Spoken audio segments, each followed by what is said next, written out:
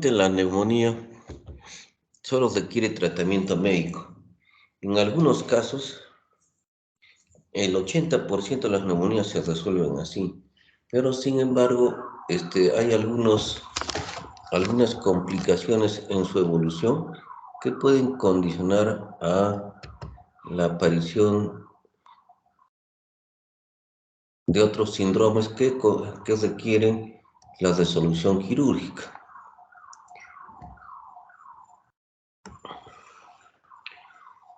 Hay veces las neumonías se resuelven espontáneamente, incluso no necesitan ni siquiera antibióticos, en algunos casos. Es por eso que se acuerdan que el Ministerio de Salud sacó su protocolo de IRAS, en donde las neumonías simples incluso solo recibían cotrimoxazol, ¿no?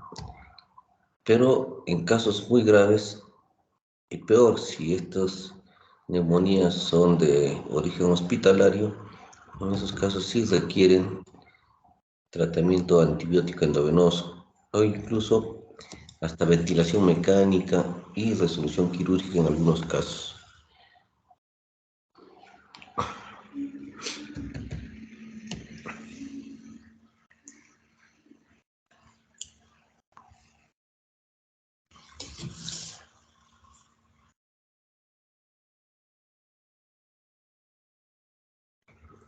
Sobre ese tema vamos a conversar ahora,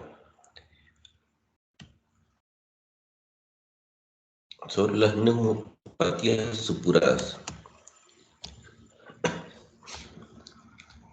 La neumonía vendría a ser entonces una enfermedad en donde se afecta el sistema respiratorio bajo, inflamando los alvéolos. Puede afectar un lóbulo, una neumonía lobar, o diferentes segmentos. Entonces se denomina bronconeumonía.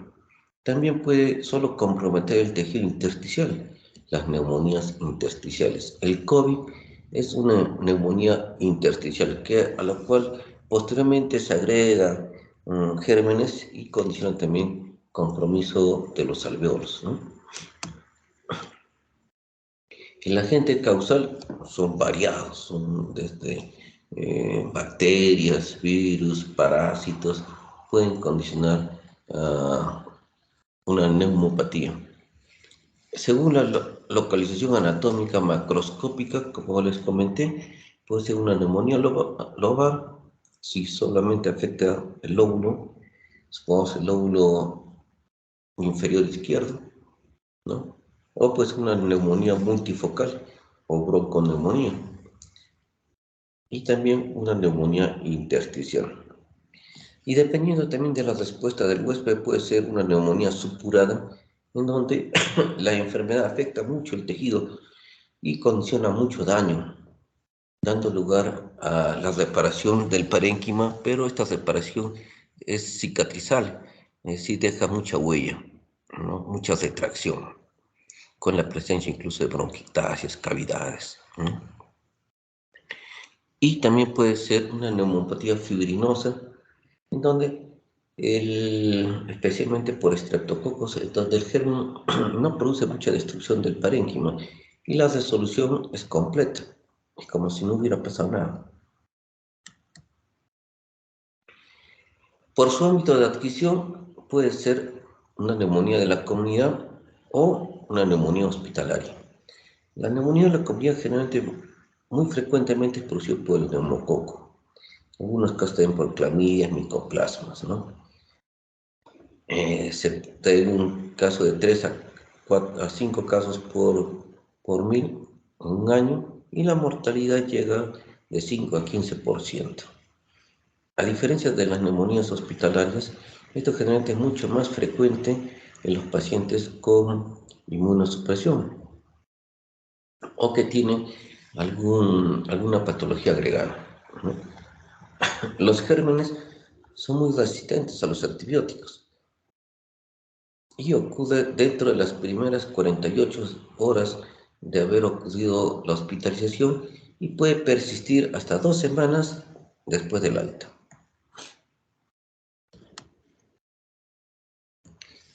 Como les dije, según el agente puede ser infeccioso, agentes mixtos, infecciosos y no infecciosos, y la neumonía no infecciosa.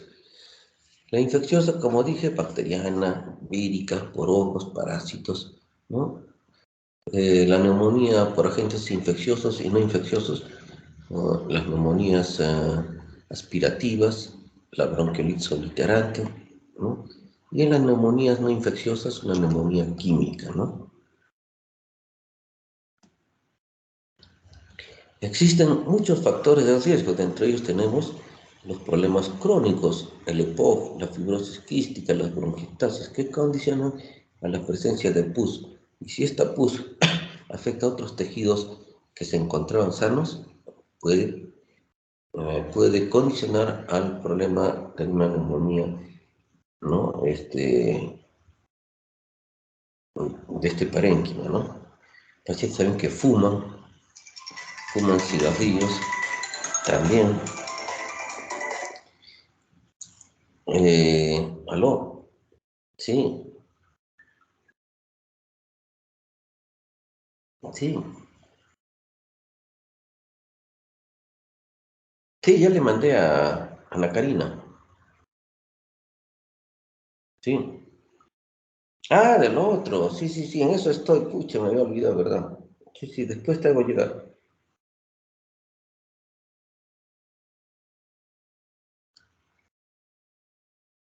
Sí, sí, sí, me había olvidado eso, ¿verdad? Vas a disculpar, ¿no? Ya, ujú. Gracias. Chao, chao, chao.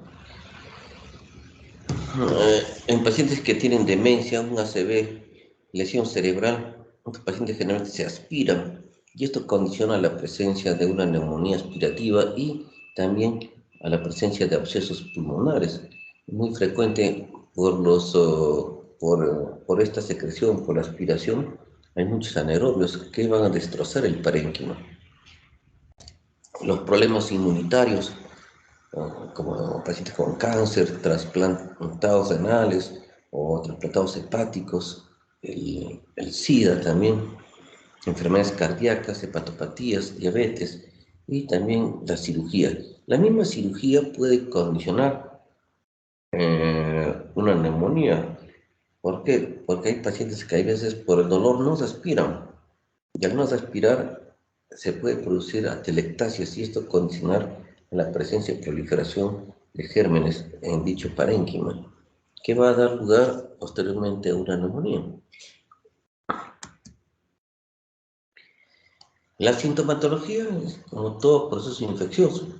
Puede haber fiebre, escalofríos, tos, cianosis, puede haber congestión nasal, polimias, sibilantes, retracción costal, vómitos, dolor pleurítico, esto especialmente cuando la neumonía compromete la parte periférica, afectando la pleura, astenia, dinamia y broncodea.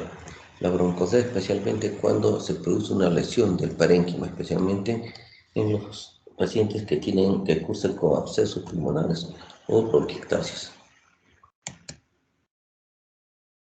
Los signos, tenemos fiebre, hay dolor pleurítico, taquimia, taquicardia, puede haber hipotensión, va a desaturar el paciente, va a encontrarse un paciente disneico con cianosis.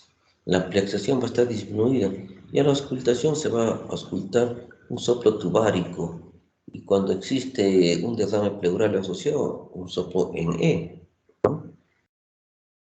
Como les comenté, va a haber crépitos, subcrépitos, una percusión mate en dicha zona y en algunos casos puede haber esta resonancia incrementada.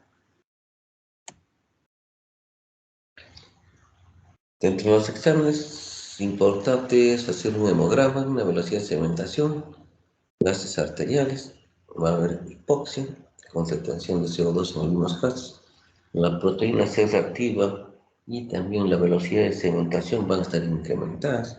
Importante el estudio del esputo, a través de esto nosotros podemos cultivar e identificar el tipo de germen y también a través de dosajes de anticuerpos o incluso de antígenos nosotros podemos determinar qué tipo de germen está afectando, ¿no?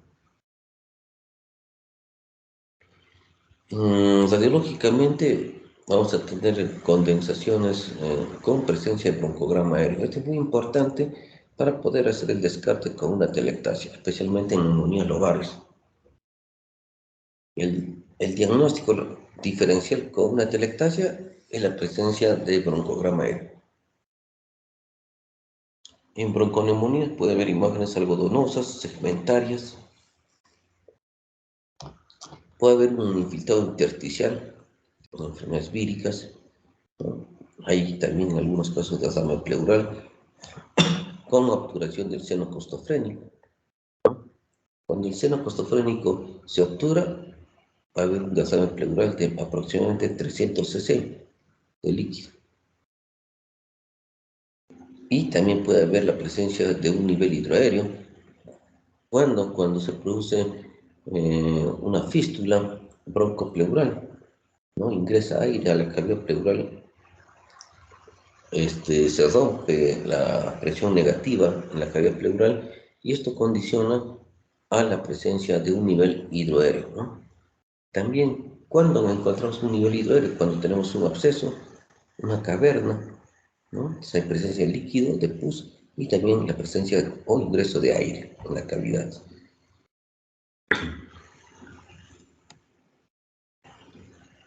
Diferentes gérmenes que pueden afectar. Tuvimos un pacientito que tenía una neumonía agregada con engrosamiento pleural. Lo operamos y salió tuberculosis, ¿no? Como les dije, una neumonía se puede resolver sola, hay veces en 2 a 3 semanas de tratamiento. Incluso en neumonías que les dije que entonces requieren incluso antibióticos. Hay una clasificación de Fine en donde, según las características clínicas del paciente, podemos llegar y evaluar un pronóstico en el mismo. Y según eso decidir cómo va a recibir su tratamiento, si va a ser ambulatorio o se va a hospitalizar y dónde lo hospitalizamos, capaz en cama común o también en una cama UCI, dependiendo del caso, ¿no? Hay otras clasificaciones un poco más fácil de más fácil manejo que tienen el mismo fin, ¿no?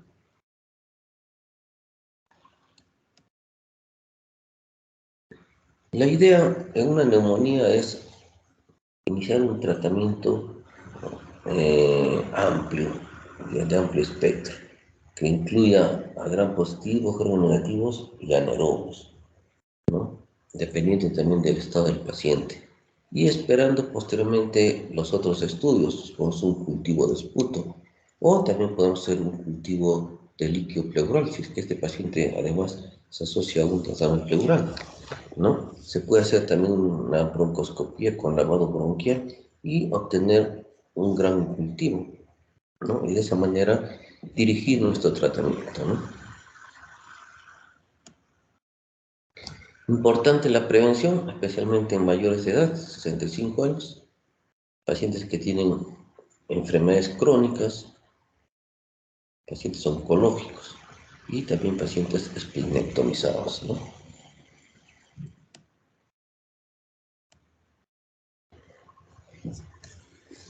Algo muy importante es la presencia de un absceso pulmonar.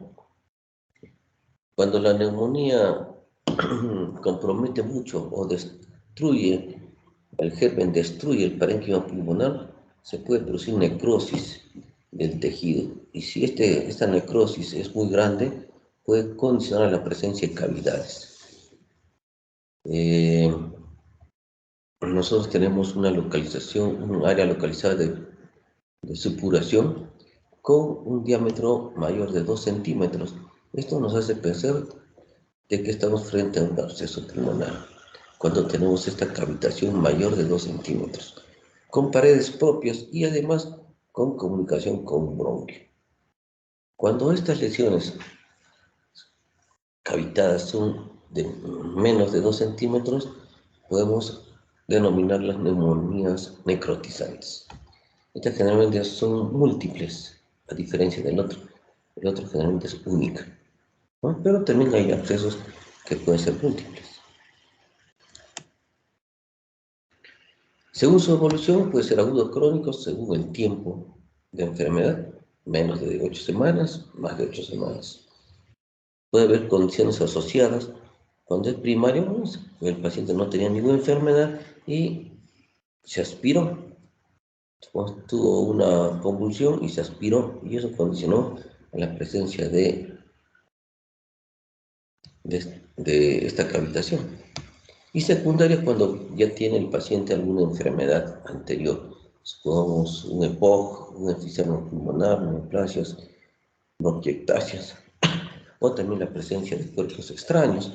Se han visto que cuerpos extraños pueden condicionar neumonías repetitivas y también abscesos pulmonares.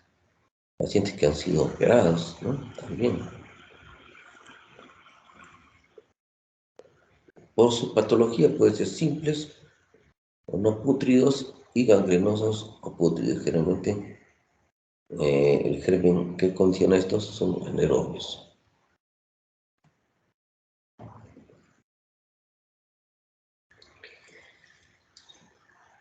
Los abscesos pulmonares generalmente dependen mucho del hecho de que cuánto afecta al parénquima pulmonar, es decir, directamente por la presencia de una neumonía o una bronconeumonía, ¿no?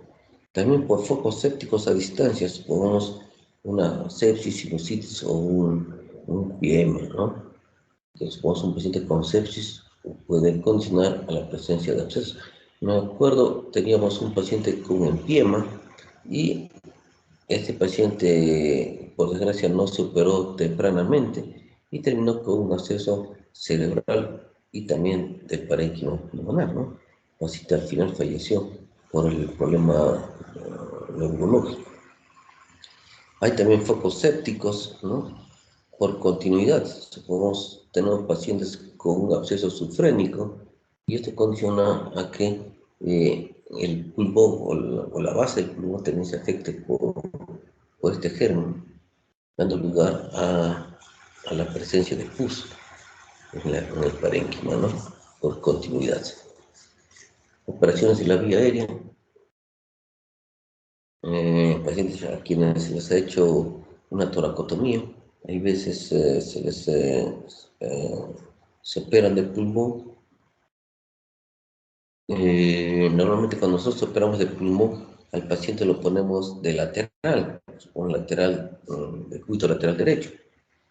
Entonces, si el pulmón afectado es el izquierdo, toda la secreción del pulmón izquierdo puede pasar al pulmón derecho por gravedad. Y eso condiciona a compromiso de este último parénquima, dando lugar también a abscesos pulmonares, ¿no? Puede haber traumatismos torácicos o pacientes que han sufrido lesiones de arma blanca o incluso accidentes de tránsito. Se evidencian cavidades en el parénquima, en algunos casos de paredes pequeñas o delgadas que tienen resolución mm, mm, sin necesidad de tratamiento quirúrgico ni antibiótico. Pero en algunos casos en donde la pared es más gruesa, estas cavidades pueden persistir, ¿no?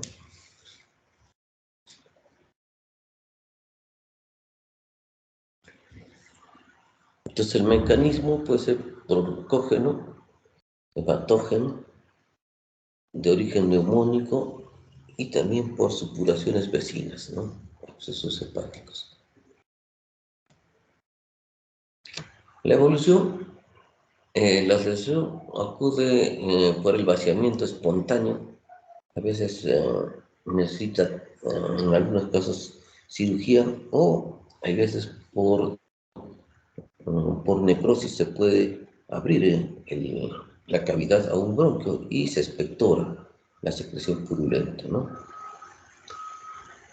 Hay veces estas cavidades pueden ser colonizadas por hongos y eso va a condicionar a la presencia de un contenido en la cavidad. Este contenido va a destrozar el parénquima y también va a producir sangrado. El paciente se puede morir por hemoptisis.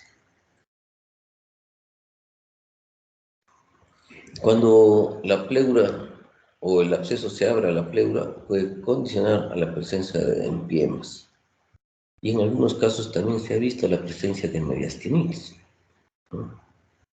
Hubo una paciente hace poco en el hospital que fue referida del Yanaguara, que estaba gestando y además tenía cavidades en el parénquima pulmonar izquierdo y se evidenciaba también colección a nivel del mediastino, ¿no?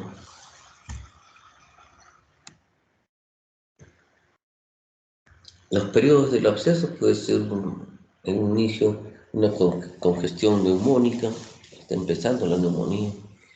Posteriormente hay necrosis del parénquima con liquefacción y secuestro del tejido y posteriormente la evacuación con formación de cavidades, ¿no? Si la pared es muy delgada, hay veces la cavidad, por la presión del tejido externo, hace colapsar la cavidad y la resolución es solamente como una cicatriz. Pero en algunos casos, cuando es crónico, la pared es muy gruesa y no colapsa la cavidad. Y eso condiciona la presencia de, de esta lesión, ¿no? De esta cavidad. En algunos casos puede haber neumonías periabsceso, alrededor del absceso, y también puede haber fibrosis y esclerosis del tejido que se encuentra alrededor de la cavidad.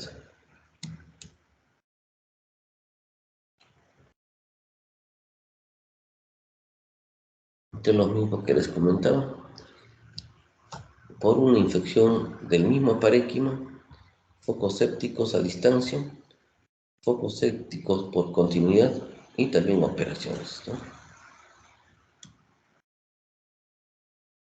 Muy similar a un paciente que cursa con una neumonía, pero algo que es muy importante es el estado tóxico que tiene el paciente y además la expectoración maloliente, hay halitosis, ¿no?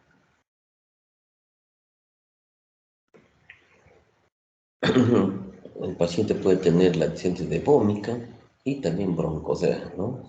Expectoración purulenta, especialmente en las mañanas. Las complicaciones pueden producirse en piernas, pioneumotoras, mediastinitis, sepsis y metástasis sépticas, ¿no?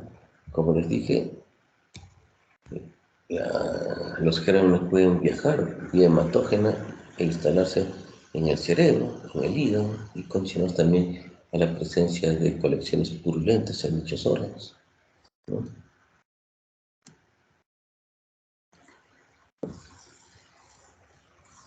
Importante el cultivo del esputo, hacer un gran cultivo de la zona, ¿no? Si tenemos la posibilidad de obtener líquido pleural, una toracocentesis. Y también a través de endoscopía podemos hacer un lavado bronquial y obtener una muestra que se puede cultivar, ¿no?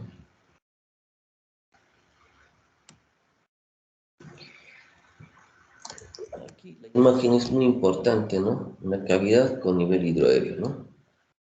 Es muy característico de un absceso. Generalmente los abscesos ocurren en pacientes que tienen neumonías aspirativas, pacientes que se aspiran. ¿En qué posición se aspira? En el decúbito dorsal. ¿Y dónde van a ser los segmentos que más se van a afectar? Los segmentos posteriores. Porque por gravedad, si el paciente está en decúbito dorsal, el líquido va a ir a la parte más declive.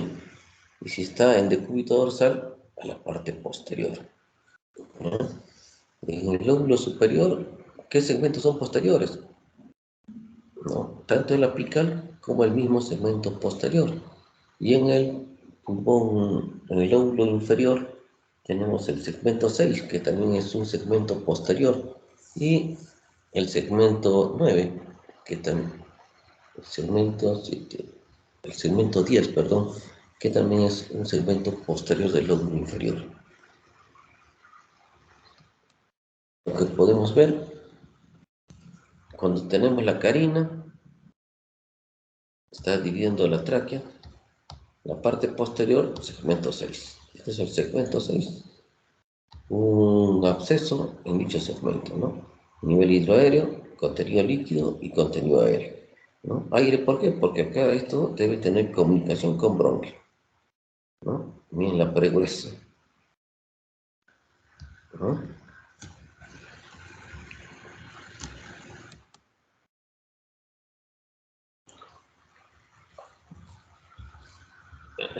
Radiográficamente se pueden evidenciar cavidades de paredes engrosadas, ¿no? Que puede ser única o múltiple, generalmente es más única. Los contornos son irregulares y también hay presencia a nivel hidroaéreo. Se ubica más en los segmentos posteriores, ¿no? El pulmón más afectado es el derecho. ¿Por qué? Porque el líquido que se aspira generalmente ¿a qué pulmón va? Hacia el lado derecho por la disposición del bronquio.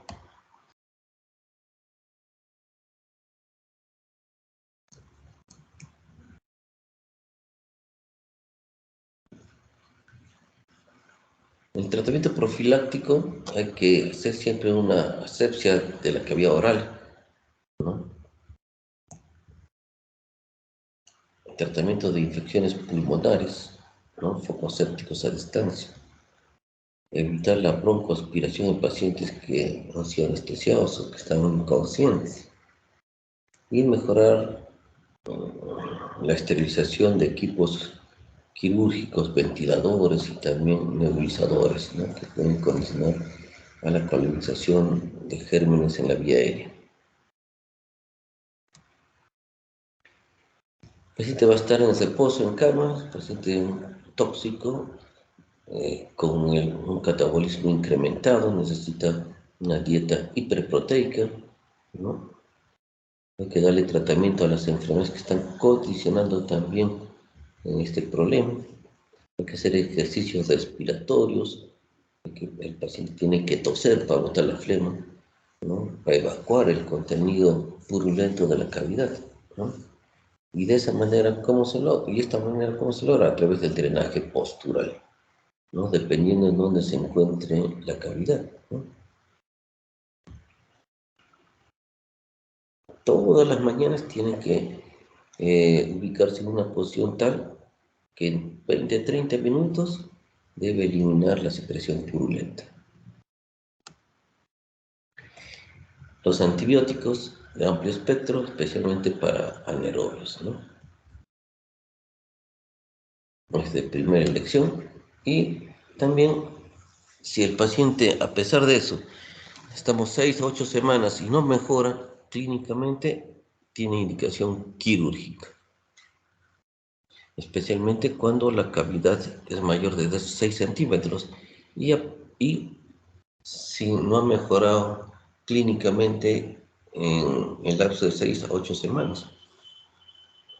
Algo muy importante son los signos de malignidad, cuando hay aumento de la cavidad o cuando esta cavidad es irregular.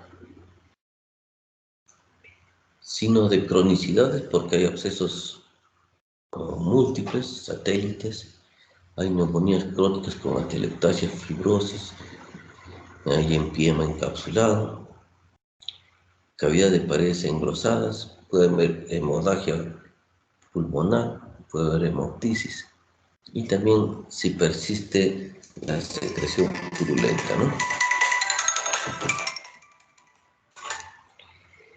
El tratamiento es el retiro de la cavidad. Gran parte de las paredes que se encuentran con pus deben retirarse, ¿no? Cuando nosotros los secamos, tratamos de ubicar, salvar el parénquima que ventila y las paredes de la cavidad tratar de retirarlas, ¿no? Y de esa manera se puede suturar esta cavidad con,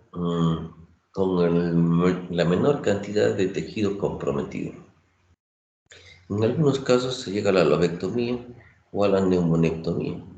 Este paciente que les comentaba que fue referido de Yanaguara tenía indicación de neumonectomía. Todo el pulmón estaba afectado, tenía cavidades. Se puede realizar el drenaje del absceso mediante cirugía intervencionista, se punza y se deja un catéter. Pero, por desgracia, los catéteres que usan los radiólogos intervencionistas son delgados y el material purulento puede tapar el dreno. Es importante tener en cuenta que si nosotros tenemos una cavidad con pus, el hecho de movilizarlo, ponerlo en decúbito lateral, que es la posición ideal para operar un pulmón, puede condicionar a que esta secreción purulenta pase al otro pulmón y produce una neumonía. Entonces, en algunos casos, el paciente debe colocarse un tubo de doble lumen. Es un tubo endotraqueal que tiene como dice, dos lúmenes, uno para la tráquea y otro para el bronquio. Y de esa manera se aísla el parénquima pulmonar y se puede trabajar sobre el mismo, ¿no? En algunos casos la ventilación o la intubación debe realizarse con el paciente sentado, porque hay veces no tolera y si lo ponemos en decúbito se puede aspirar o puede entrar en parada respiratoria. Hemos tenido pacientes bien poliméicos que no se podían echar, ¿no? Y al echarlo se complicaba, ¿no? Entonces la intubación incluso en estos pacientes debe ser con el paciente sentado.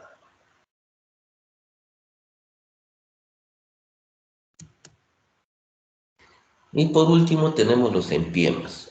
El empiema es la presencia de pus en la cavidad pleural. Es una complicación, especialmente debido a una neumonía, también por abscesos pulmonares, ¿no?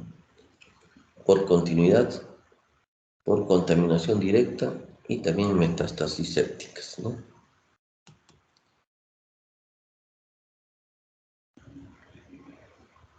El líquido que trasuda a través de la pleura generalmente es muy similar al plasmático, ¿no? Generalmente el líquido pleural es de 0,1 a 0,2 mililitros por kilo de peso, aproximadamente 500 cc en un paciente de 70 kilos. Este líquido sirve como lubricante para que el pulmón pueda realizar los movimientos de inspiración y expiración, ¿no? Pero cuando se incrementa esto, puede condicionar a la presencia de dolor, ¿no? Por esta inflamación de la pleura. Normalmente el líquido pleural, como les dije, es de 0,1 a 0,2 mililitros por kilo. El pH tiene que ser igual o mayor al plasmático. Las proteínas son de 1 a 2 gramos por decilitro. El porcentaje de albúmina es de 50 a 70%. La glucosa es muy parecida a la plasmática y el DHL es menor del 50% del nivel sérico. ¿Puede haber células? Sí.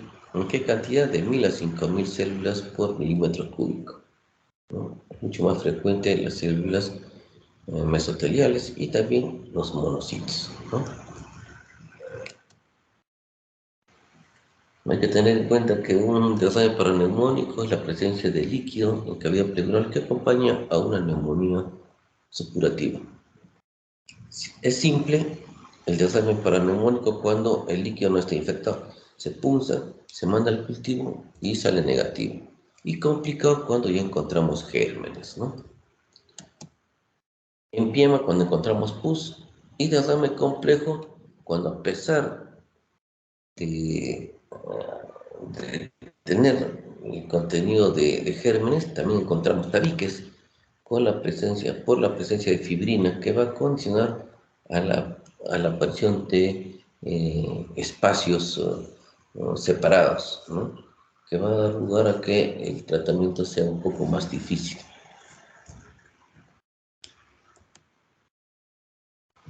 Las causas generalmente son paraneumónicos, es lo más frecuente.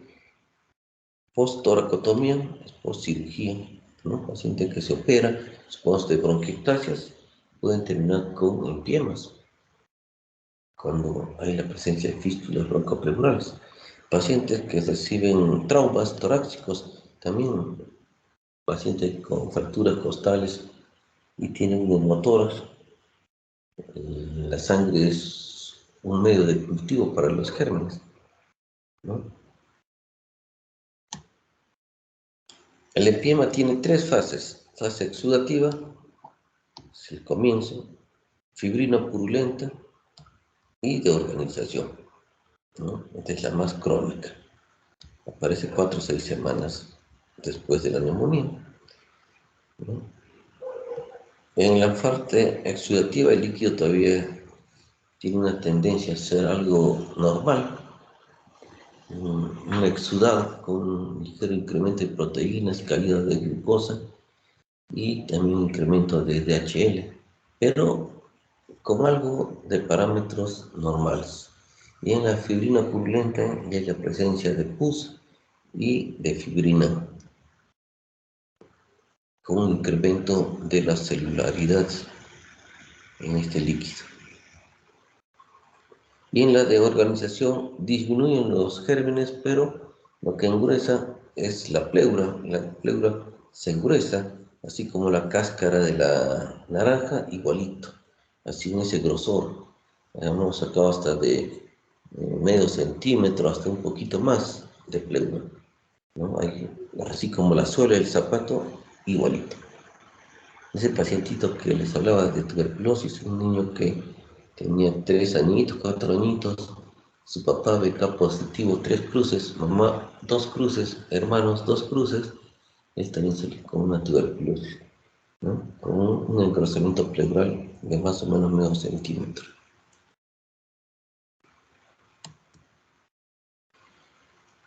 Importante es tener en cuenta que los anaerobios son los más frecuentes, pero la flora puede ser variada, ¿no?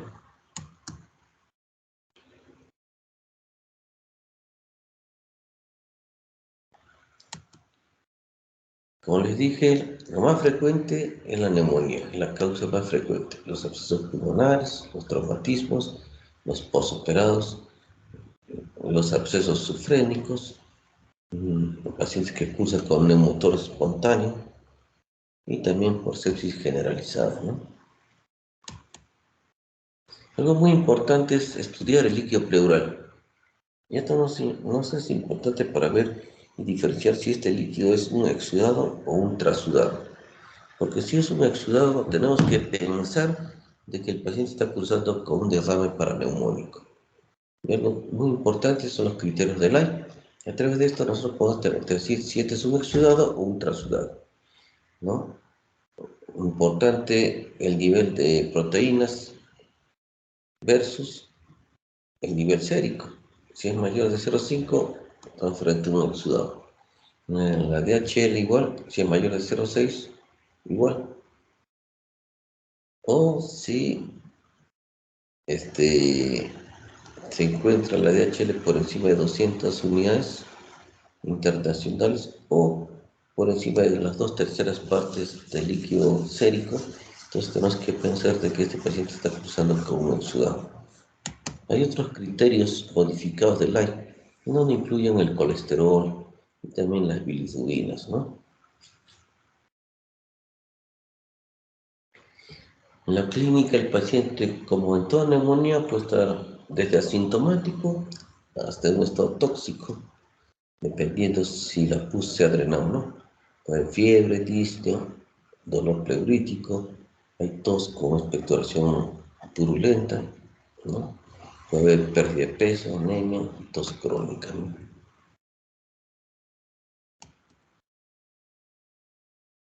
Paciente con desarme pleural, si se dan cuenta, no hay curva de Damasor, es irregular. Acá tenemos desarme pleural tabicado, muy característico de los empiemas, ¿no? Estos tabiques se producen por la presencia de fibrina. Parte del parénquima se une a la pared, ¿no? Y están separados por tabiques. Yo pongo un dren a este tabique, a esta cavidad, y no voy a drenar esta otra, ¿no? Es de difícil manejo. Igual, miren, una colección intercisural, miren, entre las cisuras.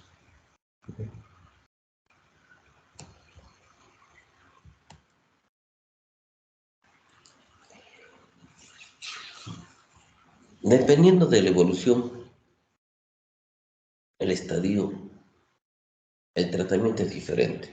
De hecho, que debe recibir antibiótico-terapia, pero los procedimientos que se pueden realizar varían dependiendo en qué estadio estamos. Si solamente es un líquido seroso, podemos realizar una toracocentesis y drenar parte del líquido. Y con eso mejora mucho. Pero si ya encontramos la presencia de pus o de gérmenes, se puede realizar la toracocentesis, pero lo mejor sería ponerle un dren torácico. Y de esa manera podemos drenar el líquido pleural. Cuando ya hay un desame complicado, es decir, ya con gérmenes, entonces sí o sí se debe poner un dren torácico. Si evidenciamos pus, sí o sí se tiene que poner un dren torácico. En los desames complejos, es decir, los que están loculados, es un poco difícil el manejo. A pesar, después de haber puesto el dren torácico, se puede usar fibrinolíticos. Los fibrinolíticos, como la alteplasa y la streptokinasa, tienen la idea de lisar la fibrina y de esa manera disminuir los tabiques.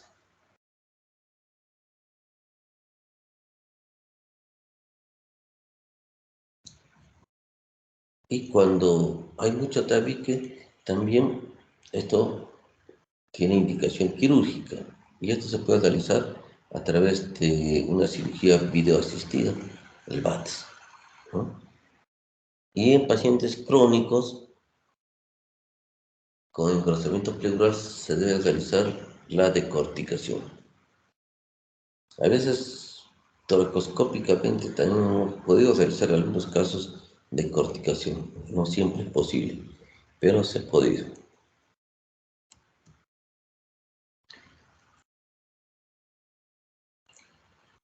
Es importante la antibiótico-terapia, la posibilidad de una toracocentesis cuando vemos un desastre paraneumónico.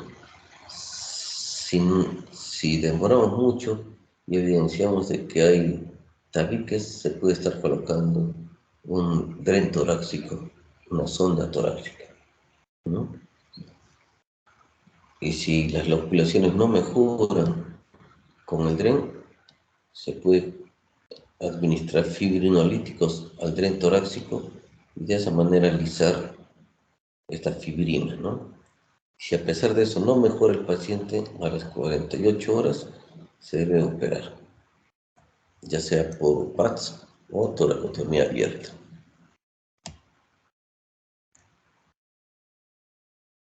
El tratamiento antibiótico de amplio espectro, que incluye anaerobios, aerobios y gram positivos también.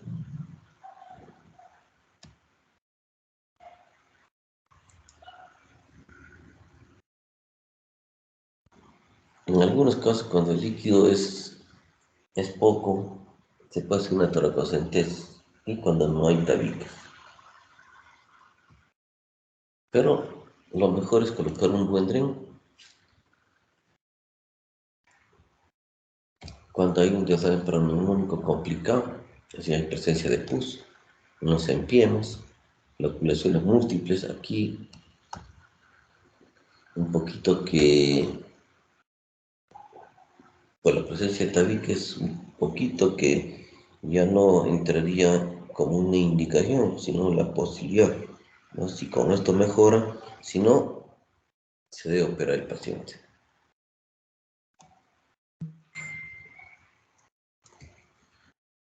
Nosotros cuando ponemos trenes torácicos debemos poner trenes gruesos, de 28, 32 French y en Estados Unidos incluso hasta 34, 36 French. Son tubos bien gruesos, con la finalidad de que no se tapen por la secreción purulenta y por la fibrina, ¿no?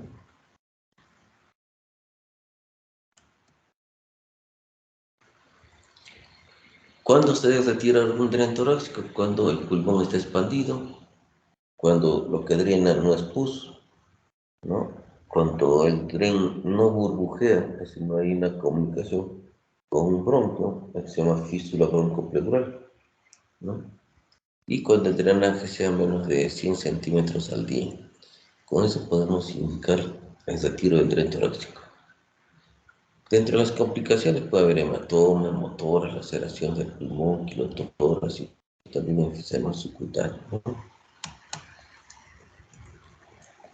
Los radiolos intervencionistas también pueden colocar catéteres, pero son un tanto más delgados, de 8 a 16 French, son delgaditos, es como un catéter, ¿no? Como una sonda de alimentación que se puede obstruir, ¿no?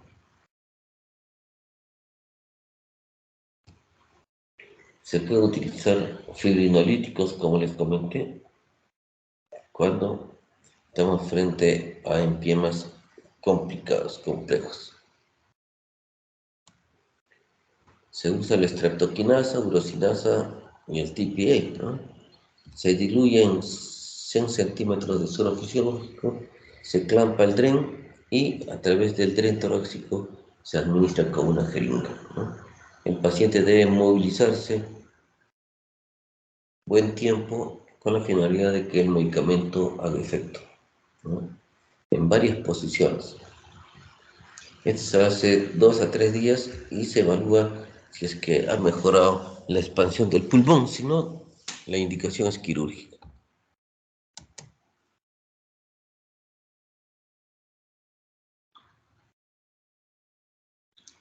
El objetivo de la cirugía es la expansión del pulmón.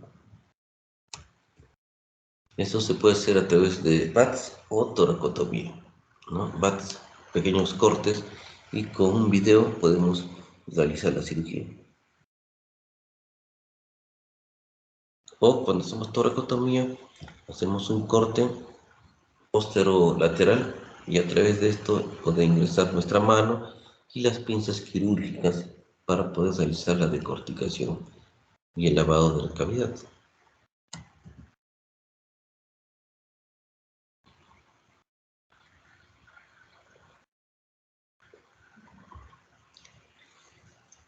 Los enfiemas crónicos por la presencia de tuberculosis pulmonar y también micosis, ¿no? La persistencia de una fístula broncopleural. Un motor también puede condicionar un enfiema crónico.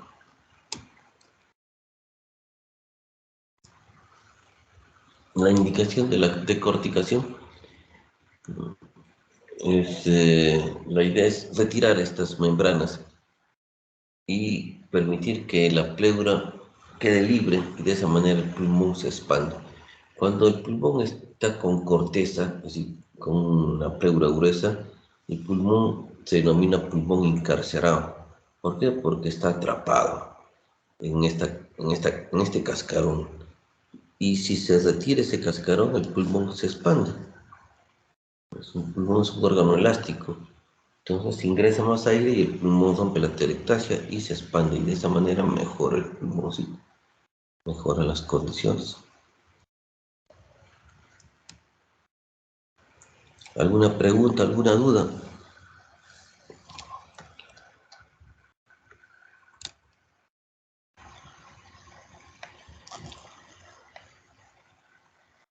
Listo, chicos. Ha sido un gusto haber conversado con ustedes. Nos estamos viendo en otra oportunidad. Cuídense. Hasta luego, doctor. Hasta Gracias. luego, doctor. Chao, Hasta chao. luego, doctor. Gracias. Hasta luego. Chao.